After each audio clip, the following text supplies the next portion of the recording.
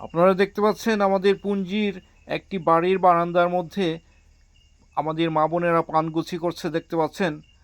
এই বছর আমাদের পান ফসলের আমাদের স্থানীয় ভাষায় যাকে উট্রাম বলে থাকি, এই রোগটি আমাদের প্রায় সবার ফসলেই সংক্রমিত হওয়ার কারণে আমাদের এই পান খুবই ক্ষতি হয়েছে, পান গাছগুলো ক্ষতি হয়েছে। আর বর্তমানে দ্রব্যমূল্যের ঊর্ধ্বগতির কারণে আমাদের এই পুঞ্জির জীবনযাত্রা খুবই কষ্ট হয়ে দাঁড়িয়ে পড়েছে।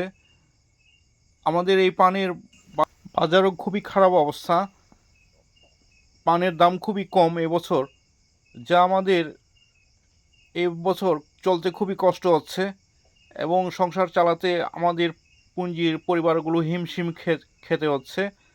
এইভাবে দেখুন কত কষ্ট করে একটি পান এইভাবে গুছি করে একটি মোটা তৈরি করতে হয়। দেখুন আপনারা ব্যাটের উপরে এইভাবে সেই গোছানো পানগুলো এভাবে বিছিয়ে দেখুন কি সুন্দর করে এইভাবে পেঁচিয়ে পেঁচিয়ে এবং মাঝখানে গুঁজে দিয়ে একটি মোটা তৈরি করতে হয়।